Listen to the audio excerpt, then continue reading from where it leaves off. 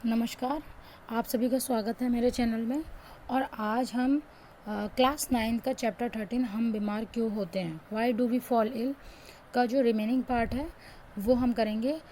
पहले पार्ट कुछ पार्ट जो है वो हमने पहली वाली वीडियो में कवर कर लिया था। अब हम बाकी का पार्ट कवर करेंगे। तो हमने यहाँ तक अपना पूरा कार्य पढ़ लिया था। अब हम यहाँ से आगे का पढ़ना शुरू करेंगे, पर उससे पहले हम कुछ पॉइंट्स जो है वो याद कर लेंगे। जैसे कि पहला पॉइंट, किसी भी व्यक्ति को स्वस्थ कब कहा जाता है? जब वो शारीरिक, मानसिक और सामाजिक तौर पर भी स्वस्थ हो। शारीरिक, जब शरीर से, मानसिक यानी कि स्ट्रेस ना हो उसको, वो हर तरह से स्ट्रेस से जो है उसको किसी तरह का स्ट्रेस ना हो, फ्री हो, तो उसको स्वस्थ माना जाएगा। सामाजिक तौर पे अगर बात की जाए तो जिस समाज में वो रह रहा है या जिस पर्यावरण में वो रह रहा है वो भी स्वस्थ, उसका भी स्वस्थ होना या उसके आसपास जो लोग रह रहे हैं उनका भी स्वस्थ होना बहुत ही आवश्यक है। दूसरा, हमने ये इसमें दूसरा इम्पॉर्टेंट पॉइंट जो पढ़े थे वो थे तीव्र और दीर्घकालिक रोग। तीव्र रोग कौन से थे? जो कम समय के लिए होते हैं और जल्दी ख़त्म हो जाते हैं, तो इसलिए उनका इम्पैक्ट जो है बॉडी पे कम पड़ता है। दूसरे हैं दीर्घकालिक रोग, ये लंबे समय तक रहते हैं जिसकी वजह से इनका इम्पैक्ट हमारी बॉडी के सिस्टम पे पड़ता है। और जब बॉडी के एक सिस्टम पे भी अगर इसका इफ़ेक्ट लॉन्ग टर्म तक रहता है तो बॉडी के जो है बाकी पार्ट्स को भी इफ़ेक्ट करता है। तो इसलिए दीर्घकालिक रोग जो है वो कहीं ना कहीं हमारी बॉडी को इफ़ेक्ट करते हैं।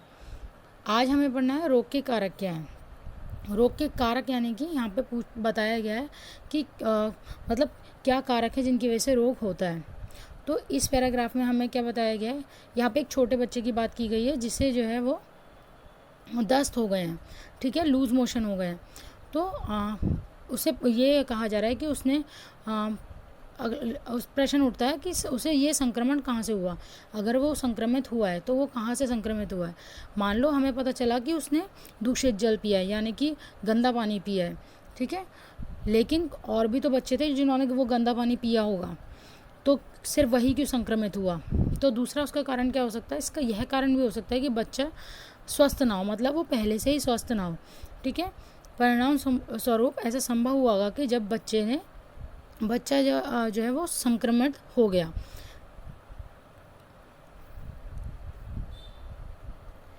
तो वह बीमार हो जाता है, जबकि अन्य बच्चे नहीं।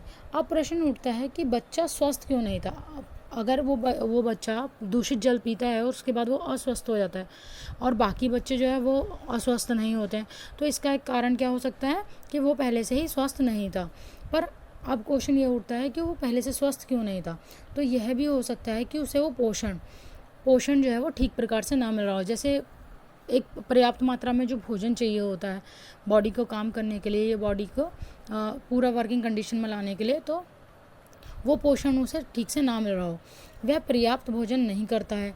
अतः पर्याप्त पोषण, जब आप पर्याप्त भोजन ही नहीं करेंगे, मतलब जो आपकी बॉडी को प्रोटीन, फैट्स, कार्बोहाइड्रेट्स ये रिक्वायर्ड है, अगर वो भी आप नहीं पूरी तरह से खाएंगे तो बॉडी जो है वो कार्य कैसे करेगी? तो यानी कि उसको पोषण ही अच्छे से नहीं मिल रहा है। ये रोग का उसके दूसरा कारण हो सकता है। पर अगर उसे ये पोषण नहीं मिल रहा है तो उसका भी क्या रीज़न है? शायद उसके माता पिता गरीब हों। यह भी संभव हो सकता है कि किसी आनुवंशिक भिन्नता के कारण जो है वो रोग के संपर्क में आते ही संक्रमित हो जाता है, ठीक है। केवल आनुवंशिक विभिन्नता अथवा कम पोषण के बिना रोग कारक के पतले दस्त नहीं उत्पन्न कर सकते, लेकिन यह रोग के कारण में सहयोगी बन सकते हैं। जरूरी नहीं है कि उसको इसी वजह से ये संक्रमित वो हुआ हो। ऐसा भी हो सकता है कि ये सिर्फ सहायक रहे हों, यानी कि वो पहले ही अस्वस्थ है, फिर उसके बाद जब वो उसको प्रॉपर पोषण नहीं मिल रहा है, पर्याप्त भोजन नहीं मिल रहा है, पर्याप्त पोषण नहीं मिल रहा है, और इस वजह से भी वो क्या बोलते हैं, ये सभी चीज़ इसकी सहयोगी बनती है। बच्चे के लिए साफ़ पानी उपलब्ध क्यों नहीं था? शायद जहाँ बच्चा जिस परिवार में रहता है वहाँ खराब लोक सेवाओं के कारण साफ़ पानी जो है उपलब्ध ना हो। तो यहाँ पे ये तीसरा कारण हो सकता है। पहला इन्होंने बताया था, पहले यहाँ पे बात हुई है कि पोषण उसको ना मिला हो पूरा, वो पहले से ही अस्वस्थ हो, दूसरा। और तीसरा जो है वो आनुवंशिक विभिन्नता की वजह से भी ये हो सकता है। और जिस पर्यावरण में जिस परिवार में वो रह रहा है वहाँ क्या है से लोक सेवाएं जो है वो साफ़ पानी वगैरह उपलब्ध ना हो। तो ये भी एक कारण हो सकता है। इस प्रकार अब यह स्पष्ट हो गया है कि सभी रोगों के तात्कालिक कारण भी होते हैं और सहयोगी कारण भी होते हैं। सहयोगी कारण हमने बताया कि अगर कोई पहले से ही अस्वस्थ है और अगर उसको प्रॉपर खाना ना मिले, ठीक है, अगर उसको प्रॉपर रेस्ट ना मिले, प्रॉपर खाना ना मिले और साफ़ सुथरा पर्यावरण ना मिले, साफ़ सुथरा पानी ना मिले, साफ़ पानी ना मिले, तो ये उसकी बीमारी को और बढ़ाने के सहयोगी हो जाते हैं। तो इसलिए तात्कालिक और दूसरे कौन से होते हैं, सहयोगी। ठीक है, तात्कालिक जो प्राथमिक स्तर के कारक होते हैं, जो पहले कारक जो होते हैं वो तात्कालिक कारक होते हैं, जैसे कोई भी सूक्ष्म जीव की वजह से हो सकता है, विषाणु जीवाणु की वजह से हो सकता है। ठीक है, और सहायक जो उसमें और ऐड करते हैं उस चीज़ को, तो सहायक जो हमारे हो सकते हैं वो क्या हो सकते हैं, वो आंतरिक कारक हो सकते हैं, जो ये कारक स्वयं कोई रोग उत्पन्न नहीं करते हैं। ठीक है, पर ये जो है वो अपर्याप्त भोजन के कारण, अस्वस्थता के कारण, आनुवांशिक विकार के कारण, ठीक है, और आर्थिक स्थिति ठीक ना होने के कारण जो है ये एक सहायक का कार्य करते हैं और उस बीमारी को और बढ़ा देते हैं। ठीक है, और अब हम बात करेंगे यहाँ पे संक्रामक तथा असंक्रामक कारक की। तो इस पूरे पैराग्राफ में जो मैं बताया गया है वह मैं आपको बता देती हूँ। संक्रामक कारक क्या होते हैं, जब वो कारक जो स्वस्थ व्यक्ति में मतलब एक रोगी व्यक्ति से स्वस्थ व्यक्ति में रोग जो है उत्पन्न करते हैं। ठीक है, जैसे क्या है कि कोई भी इंसान जो है वो बीमार है, ठीक है, वो स्वस्थ नहीं है, उसको कोई बीमारी है, जब कोई अस्वस्थ व्यक्ति उसके संपर्क में आता है तो वह भी रोगी हो जाता है। जैसे कि किसी उसके खांसने से, छींकने से, अगर कोई अस्वस्थ है, जैसे मान लीजिए किसी को खांसी जुकाम है और वो काफ़ी लंबे समय से है, और या फिर उसको टीबी है, और जब वो खांसता छींकता है तो उसके खांसने और छींकने के कारण जो बूंदें होती हैं वो आपके ऊपर गिरती हैं, और जब आप सांस लेते हैं तो सांस के साथ आपके फेफड़ों में चली जाती हैं और ये आपको भी बीमार कर देती हैं। तो ये क्या है, एक संक्रामक कारक होता है, और ये रोग जो किसी रोगी व्यक्ति से स्वस्थ व्यक्ति में जाते हैं वह संक्रमित रोग होते हैं। देखिए यहाँ पे पढ़ लेते हैं, संक्रामक कारक जो है, और दूसरा पॉइंट क्या है, संक्रामक कारक क्या है, वो कारक होते हैं जिसमें जो है वो पैथोजन से इन्वॉल्व होते हैं, यानी कि सूक्ष्म जीव इन्वॉल्व होते हैं, जैसे जीवाणु, विषाणु, इनकी वजह से ये होता है। अब यहाँ पर पढ़ते हैं क्या लिखा गया है। हमने देखा कि जब हम कभी भी रोग के कारण के विषय में सोचते हैं तो लोक स्वास्थ्य तथा सामुदायिक स्वास्थ्य के बारे में हमने बताया था पहले ही कि हमें शारीरिक मानसिक तो होना ही चाहिए, पर हमें जो है वो सामुदायिक तौर पे, सामाजिक तौर पे भी स्वस्थ रहना बहुत ज़रूरी है। ठीक है, इसलिए अगर आपके आसपास के लोग बीमार होंगे और आप स्वस्थ हैं तो भी वो बीमारी होने का खतरा रहता है। रोग के तात्कालिक कारणों के विषय में तो सोचना अच्छी बात है, क्योंकि ये दोनों भिन्न भिन्न प्रकार के होते हैं। रोग के कारण का एक वर्ग है संक्रामक कारक, ठीक है, जो सूक्ष्म जीवों की वजह से होता है। तो इस पॉइंट को अंडरलाइन कर लेंगे, जो संक्रामक कारक जो है वो सूक्ष्म जीवों की वजह से हैं। वह रोग जिनके तात्कालिक कारक सूक्ष्म जीव है उन्हें संक्रामक रोग कहते हैं। इसका कारण यह है कि सूक्ष्म जीव समुदाय में, जो सूक्ष्म जीव होते हैं ना, जब कोई रोगी व्यक्ति खांसता है, छींकता है, तो उसके जो उसके अंदर सूक्ष्म जीव होते हैं जो उसको बीमारी पैदा करते हैं, वही वो जब खांसने छींकने में दूसरे व्यक्ति के ऊपर जो है वो डाल देता है, या दूसरा व्यक्ति उसके संपर्क में आ जाता है, जिसके कारण जो है वो ये पूरे समुदाय में ऐसे ही फैलते रहते हैं, एक से दूसरे में, दूसरे से तीसरे में। ठीक है, दूसरी तरफ कुछ रोग ऐसे भी होते हैं जिसमें कोई संक्रामक कारक नहीं होता, मतलब वो किसी संक्रमित व्यक्ति के कांटेक्ट में आने से नहीं हुआ है, तो वो कौन से कारक होते हैं, असंक्रामक कारक। ठीक है, यहाँ पे असंक्रामक कारक, और रोग कौन से होते हैं, इसमें सूक्ष्म जीव इन्वॉल्व नहीं होते हैं। ठीक है, तो वह कारक कहलाते हैं असंक्रामक कारक। तो असंक्रमित रोग कौन से हो गए, जो रोगी व्यक्ति से स्वस्थ व्यक्ति में ना जाए, और संक्रमित कौन से हो गए, जो रोगी व्यक्ति से स्वस्थ व्यक्ति में जाते हैं। तो मान लीजिए अगर किसी को हाई ब्लड प्रेशर है, किसी को हाई बीपी है, तो उसको हम किसकी श्रेणी में डालेंगे, असंक्रामक रोग की, क्योंकि अगर एक व्यक्ति को हाई बीपी है तो उसके संपर्क में आने से दूसरे व्यक्ति को हाई बीपी नहीं हो सकता। ठीक है, पर अगर हम बात करें जुखाम की, ठीक है, और खांसी हो गया, जुखाम हो गया, मलेरिया हो गई, खांसी हो गया, जुखाम हो गया, ठीक है, एड्स हो गया, तो ऐसे ये है कुछ जो संक्रमित व्यक्ति के संपर्क में आने से हो जाते हैं। अब हम आगे का पढ़ते हैं। अब संक्रामक रोग के बारे में देखिए यहाँ पे बताया भी गया है। इसमें क्या है, वायरस, बैक्टीरिया, फंजाई, ठीक है, और प्रोटोजोआ। यहाँ पे आप इसे अंडरलाइन कर लेंगे कि संक्रामक कारक कौन कौन से हैं। वायरस है, बैक्टीरिया है, कुछ फंजाई हैं, प्रोटोजोआ है, और बहुकोश के जीव जैसे कि कृमि हो सकते हैं, यानी कि जो गोल कृमि है जैसे, ऐसा होता है, ठीक है। अब क्या है, वायरस से होने वाले, ये भी आपका इंपॉर्टेंट है, वायरस से होने वाले सामान्य रोग बताया गया है। खांसी है, जुकाम है, इन्फ्लुएंजा है, डेंगू बुखार, एड्स है। कुछ रोग जैसे कि टाइफाइड बुखार, हैजा, क्षय रोग तथा एंथ्रेक्स बैक्टीरिया द्वारा होते हैं। ये सभी रोग किससे हैं, बैक्टीरिया द्वारा हैं। और ऊपर वाले कौन से किससे बताए थे, वायरस द्वारा। अब फंगस से भी बताया गया है, मतलब फंजाई से। जो फंजाई से होने वाले रोग जो है, फंगस से होने वाले रोग क्या है, जैसे दाद खाज खुजली हो जाता है ना, ये खुजली होना, दाद होना, ये सब फंगल इन्फेक्शन होते हैं। या फिर पैरों के बीच में घाई जो बन जाती है और उसमें जो है धीरे धीरे इन्फेक्शन होने लगता है, वो सभी जो है हमारे फंगस से होने वाले रोग हैं। अब इसमें आप देखिए नीचे कुछ आपको पिक्चर्स दिखाई गई हैं जिसमें आपको बैक्टीरिया और फंगस और प्रोटोजोआ दिखाया गया है। जैसे देखिए यहाँ पे आपको सार्स बैक्टीरिया दिखाया गया है। यह फेफड़ों को और सांस लेने में तकलीफ करता है। ये देखिए बैक्टीरिया की कॉलोनी दिखाई गई है। फिर यहाँ पर आपको ये प्रोटोजोआ दिखाया गया है, इसका नाम क्या है, ट्रिपैनोसोमा। यहाँ पे ये आरबीसी है, रेड ब्लड सेल्स, ठीक है, लाल रक्त कणिकाएं। इसके सामने इसका किस लिए दिखाया गया है, ताकि आपको इसका साइज़ पता चले। अब ये क्या है, स्टेफाइलोकोकस बैक्टीरिया। देखो ये ऐसा दिखता है। स्टेफाइलोकोकस बैक्टीरिया जो होता है वो मुहासे के लिए रेस्पॉन्सिबल होता है। ये लेशमीनिया होता है, जो काला अजहर सुना होगा, काला अजहर के लिए रेस्पॉन्सिबल है। देखिए ये एक चाबुक नुमा टाइप की एक संरचना होती है। फिर उसके बाद हमारे यहाँ पे देखिए गोल कृमि हमें दिखाया गया है। ये जो है छोटी आंत में पाया जाता है, स्मॉल इंटेस्टाइन जिसे कहते हैं, ठीक है। अब हमने ये जो पढ़ा है, तो अब ये कह रहे हैं कि यहाँ पे हमें जो है वो बताया गया है कि क्या है, इन सभी को जो है वो वर्गीकृत किया गया है। मतलब वायरस को, बैक्टीरिया को, कृमि को जो है वो इनको सबको अलग अलग। अच्छा यहाँ देखिए क्या बात की गई है, वर्गीकरण के अनुसार सभी बैक्टीरिया एक दूसरे से वायरस की अपेक्षा अधिक निकट होते हैं, ठीक है। ऐसा वायरस में भी होता है। अब क्या है, लेकिन वायरस वर्ग के भिन्न होगी। इसके परिणाम स्वरूप औषधि, देखिए यहाँ पे भी मैंने अभी जो बात कही वही है कि औषधि की बात की गई है, यानी कि औषधि किस वर्ग में किसी एक जीव की प्रक्रिया को ही रोकती है, तो यह उस वर्ग के अन्य सदस्यों पर भी इसी प्रकार का प्रभाव डालेगी।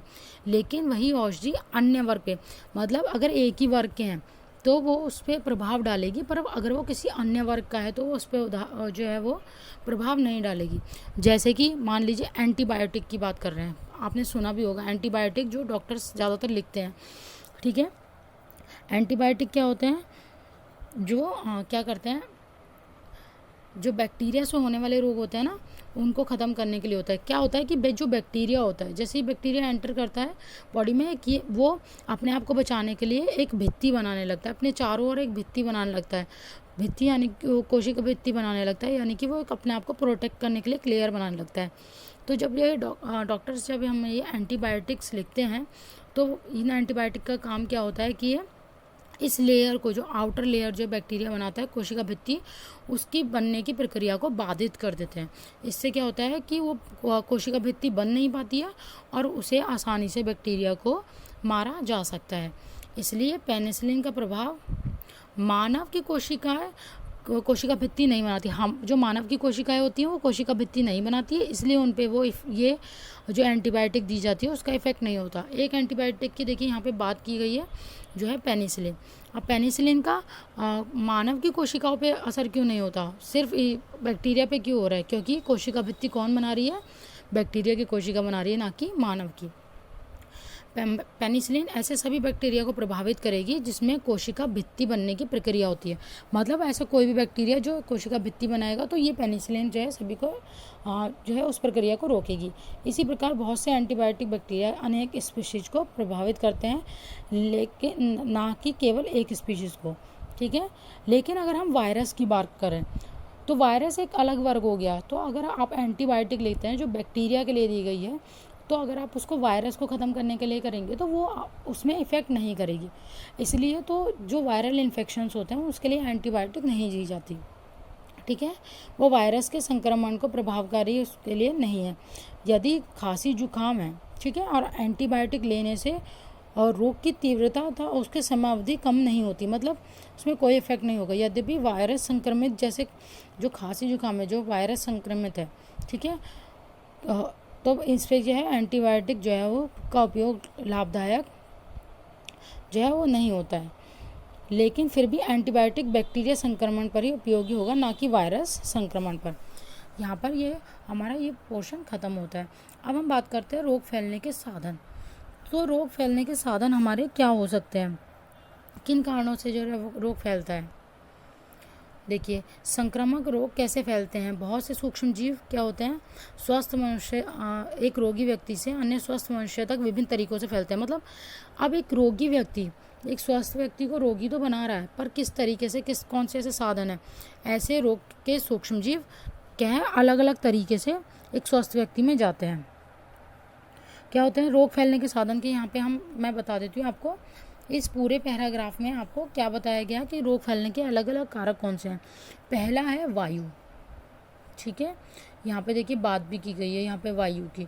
तो वायु में क्या होता है, ये वायु जनित रोग जो होते हैं, जैसे किसी को जुकाम है, निमोनिया है, क्षय रोग है, ये सभी जो है वो वायु जनित रोग हैं।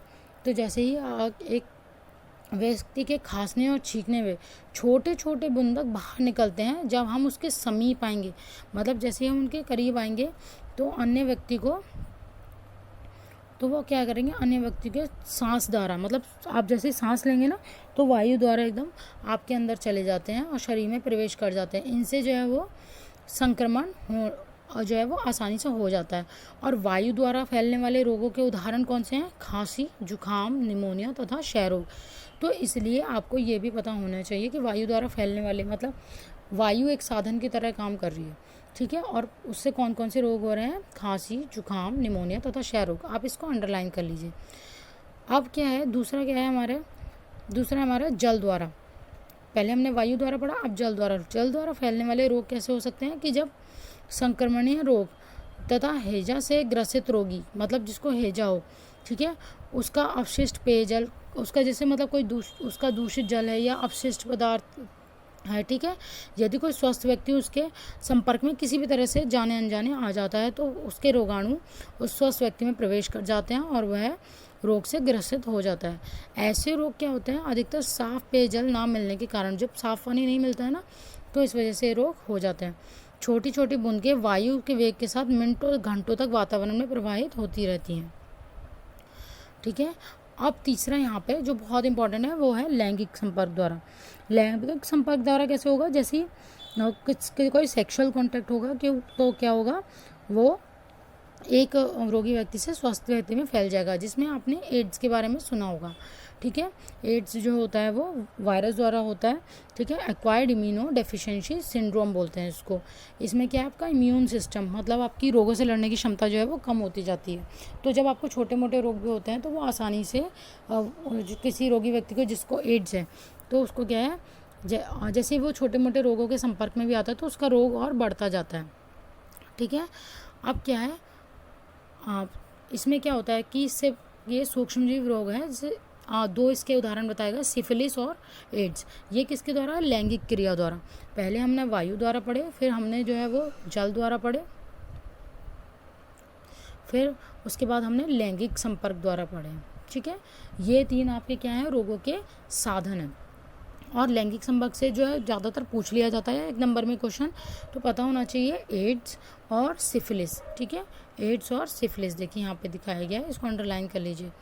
यद्यपि ऐसे लैंगिक संचारी रोग सामान्य संपर्क जैसे हाथ मिलाना, गले मिलाने से नहीं होता है, या कुश्ती से अथवा कोई अन्य विधि जिससे हम सामाजिक रूप से एक दूसरे के संपर्क में आते हैं से नहीं फैलता। एड्स सिर्फ कैसे होता है, लैंगिक संपर्क द्वारा होता है, या फिर अगर उस व्यक्ति का, रोगी व्यक्ति का रक्त जो है वो एक स्वस्थ व्यक्ति को चढ़ा दिया जाए, तो जब एक व्यक्ति को जिसको एड्स है और स्वस्थ व्यक्ति को उसका खून चढ़ाया जाएगा तो उससे भी हो जाता है, ठीक है। तो क्या है, रक्त के संचरण द्वारा भी हो सकता है, या फिर गर्भ अवस्था में एक रोगी माता से शिशु में भी हो सकता है, ठीक है। अब यहाँ पे ये देखिए पिक्चर जो दिखाई गई है वो ये इसीलिए ही दिखाई गई है, ये देखिए व्यक्तिगत संपर्क द्वारा, वायु द्वारा, और ये संक्रमित व्यक्ति है, यहाँ पे स्वस्थ व्यक्ति है, भोजन द्वारा, जल द्वारा, और यहाँ पे हम मच्छर की भी बात कर लेते हैं। ठीक है, कुछ रोग मच्छर, मक्खी आदि वाहकों द्वारा भी फैलते हैं, जैसे मादा एनाफिलिज द्वारा क्या होता है, मलेरिया होता है। अब यहाँ पे हमें नीचे क्या बताया गया है, अंग विशिष्ट तथा उत्तक विशिष्ट अभिव्यक्ति क्या है, मतलब किस तरह से अंग विशिष्ट तथा उत्तक विशिष्ट अभिव्यक्ति हम कर सकते हैं। तो क्या होता है, यहाँ पे आगे बताते हैं। यहाँ पे इसमें पूरे पैराग्राफ में क्या बताया गया है, सूक्ष्म जीव विभिन्न पथों द्वारा, मतलब जो सूक्ष्म जीव होते हैं वो अलग अलग रास्तों से जो है शरीर के अलग अलग भागों तक पहुँचते हैं, तो इसलिए उसको विशिष्ट, अंग विशिष्ट और उत्तक विशिष्ट कहा गया है। ठीक है, क्योंकि वो शरीर के अलग अलग भागों तक पहुँच रहे हैं, उसको प्रभावित कर रहे हैं। सूक्ष्म जीव जो है वो अलग अलग तरीके से कैसे कैसे पहुँच रहे हैं, अगर वो वायु के द्वारा आएंगे। ठीक है, अगर वायु द्वारा हमारे अंदर एंटर करते हैं, यदि हवा के से द्वारा एंटर करें तो हम नाक से सांस लेंगे, नाक से सांस लेते ही वो फेफड़ों में जाएंगे, फेफड़ों से ये बैक्टीरिया जो है वो क्या जो है वो अलग अलग रोग कर देगा, जैसे टीबी रोग होता है। ठीक है, टीबी जो होता है ट्यूबरकुलोसिस जिसको बोलते हैं। दूसरा क्या है हमारा, मुख द्वारा, जैसे कि आप खाना खाते हैं, जैसे कोई स्वस्थ व्यक्ति खाना खा रहा है जो दूषित है, ठीक है, मुंह के द्वारा, देखिए यहाँ पे बताया गया ना, तो मुंह के द्वारा यानी कि आहार नाल द्वारा जाएगा, आहार नाल में जैसे ही जाएगा तो वो टाइफाइड रोग उत्पन्न करने वाले बैक्टीरिया जो है वो टाइफाइड रोग कर देगा, या जो है वो टाइफाइड रोग कर देगा। अब तीसरा क्या है, लैंगिक संपर्क द्वारा, जो हमने बात किया था, लैंगिक संपर्क द्वारा प्रवेश करते हैं तो वो पूरे शरीर में लसिका ग्रंथियों में फैल जाते हैं, जैसे HIV एड्स की बात की गई है। ठीक है, और अगर मच्छर के काटने से प्रवेश करते हैं तो वो खून में, ठीक है, रुधिर में, वो रुधिर से यकृत तथा वहाँ से लाल रुधिर कणिकाओं में चले जाते हैं। मतलब अगर वो उसके खून के थ्रू गए हैं तो क्या होगा, वो लाल रक्त कणिकाओं में प्रवेश कर जाएंगे, जैसे मलेरिया उत्पन्न करने वाले प्रोटोजोआ। तो इसलिए इसको अंग विशिष्ट और उत्तक विशिष्ट कहा गया है। उसका रीज़न यही है कि किस अंग से जा रहा है तो वो उसी अंग को ज़्यादा प्रभावित करता है। अगर नाक द्वारा जा रहा है, सांस द्वारा, तो वो फेफड़ों को प्रभावित करेगा। मुख द्वारा जाएगा तो आहार नाल से होता हुआ वो क्या करेगा, वो आहार नाल में रह सकते हैं या आगे भी जा सकते हैं, तो टाइफाइड रोग उत्पन्न हो सकता है। ठीक है, और अगर लैंगिक संपर्क द्वारा होता है तो लसिका ग्रंथियों से फैल जाता है। तो ये सभी आपको यहाँ पर जो है बताया गया है। और अगर मच्छर के काटने से होता है तो बताया गया ना, लाल रुधिर कणिकाओं में, मतलब लाल रक्त कणिकाओं में फैल जाता है। ठीक है, अब यहाँ पे हम क्या कहते हैं, अच्छा ये संक्रामक रोगों के प्रभाव क्या हो सकते हैं। ये जो यहाँ पर जो बताया गया है, ये बोल रहे कि जो संक्रामक रोग है, मतलब जो रोगी व्यक्ति से स्वस्थ व्यक्ति में फैल रहे हैं, उसके प्रभाव क्या हो सकते हैं। जैसे फीवर आ सकता है, सूजन हो सकती है, दर्द हो सकते हैं, कमजोरी, भूख ना लगना आदि हो सकते हैं। तो अब हम यहाँ पर इनके बारे में क्या पढ़ेंगे, यहाँ पे इनके उपचार के नियम पढ़ेंगे। ठीक है, उपचार कैसे किया जा सकता है, इनसे बचा कैसे जा सकता है। तो उपचार करने के लिए क्या तरीका हो सकता है, उपचार के 2 तरीके हो सकते हैं। देखिए यहाँ पर बताया गया उपचार के 2 तरीके हैं। पहला तो रोग के प्रभाव को कम कर दें, दूसरा क्या हो सकता है कि उस रोग के कारण को ही समाप्त करते हैं जिसकी वजह से रोग है। ठीक है, तो यहाँ पर देखिए यहाँ पे बताया गया दवाई का उपयोग करके, मतलब अगर दवाइयाँ ले ली जाएं तो अगर जो छोटे छोटे रोग हैं, जैसे कोई बड़ा रोग है उसके साथ अगर छोटे रोग भी हैं, जैसे खांसी है, जुकाम है, दर्द है या सूजन है, अगर इनकी दवाइयाँ ले ली जाए तो जो शरीर की जो ज़्यादातर एनर्जी है, जो ऊर्जा है, वो स्टोर होती जाएगी और वो बड़े रोग के ऊपर जो है वो कार्य करेगी, और छोटे रोग को जो है वो ये इन दवाइयों के द्वारा ख़त्म किया जा सकता है। ठीक है, और हम सूक्ष्म जीव को मारने के लिए क्या यूज़ करते हैं, औषधियों का उपयोग करते हैं।